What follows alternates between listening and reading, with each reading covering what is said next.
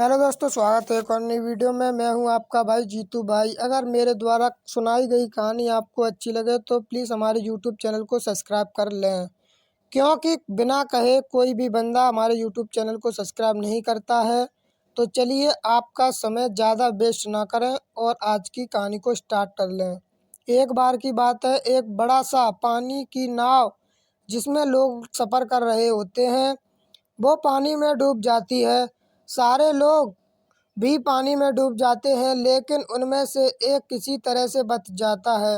अर्थात उनमें से एक लोग बच जाता है। वो अपनी जान बचाते बचाते किसी तरह एक खाली टापू पर पहुंच जाता है। टापू बिल्कुल ही सुनसान होता है, वहां पर और कोई भी नहीं होता। वो इंसान भगवान को कोसने लगता है कि उसने उसके साथ ऐसा क्यों किया जो उसे टापू पर छोड़ दिया। फिर वो उस टापू के किनारे काफ़ी दिनों तक बैठा रहता है, अकेला और गुमसुम रहता है। वह इस आस में था कि शायद उसे कोई बचाने के लिए आ जाए, लेकिन 2 से 3 दिन बीत जाने पर भी उसे बचाने के लिए कोई नहीं आता।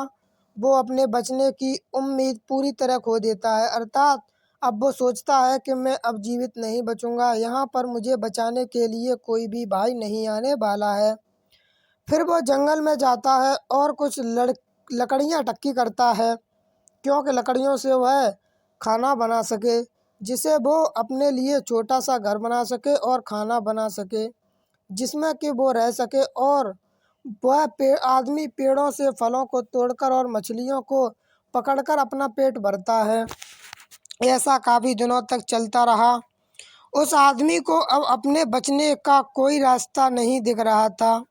एक दिन जब वो जंगल में कुछ खाने की तलाश करने के लिए गया हुआ था, तभी उसे बिजली गिरने की आवाज़ सुनाई दी। वो बिजली उसके घर के पास गिरी थी। अर्थात जो बिजली गिरी थी, अर्थात जो आकाश में बिजली गिरी थी, तो वो उसके घर के पास गिरी थी। इसलिए वो वापस अपने घर को देखने आया। तब उसने देखा कि उसका घर बुरी तरह से जल रहा है, अर्थात उसका पूरा घर नष्ट हो जाता है। वो बिजली उसके घर के ठीक ऊपर ही गिरी थी, जिसके कारण उसके घर को आग लग गई।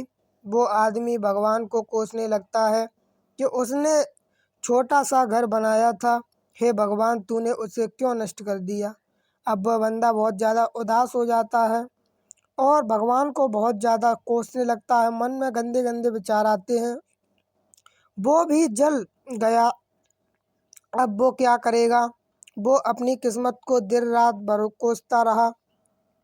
फिर उस टापू के किनारे के पास से ही अचानक उसे एक नाव की आवाज़ सुनाई दी, जिसने उसकी अनकही खुल गई, जिसके उसकी आंखें खुल गई। तो उसने उठकर देखा कि एक नाव उसके पास ही आ रही थी।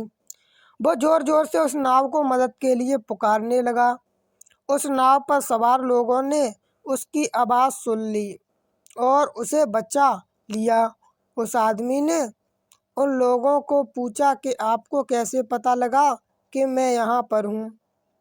तब उनमें से एक आदमी ने जवाब दिया कि हमने आपका धुआं का इशारा देख लिया था। जो आपका घर जल रहा था, उसमें से जो धुआं निकल रहा था वो हमने देख लिया था। तब वो आदमी सोच में पड़ गया कि उसने तो उन्हें कोई इशारा नहीं किया था। फिर थोड़ी देर बाद सोचने के बाद उसे याद आया कि उसका घर आग में जल गया था। शायद उसी के धुएं को देखकर ये मुझे बचाने के लिए आ गए हैं। ये सब जानकर वो बहुत खुश हुआ तथा उसने भगवान का शुक्रिया अदा किया और भगवान को धन्यवाद कहा और कहा, हे भगवान मैं तुम्हें बिना मतलब के ही गलत सलत बोल रहा था। आइए इस कहानी से कुछ सीख मिली उसे भी जानें। हमारी ज़िंदगी में मुश्किलें चाहे जितनी भी हों, हमें कभी उम्मीद नहीं छोड़नी चाहिए और भगवान पर भरोसा रखना चाहिए।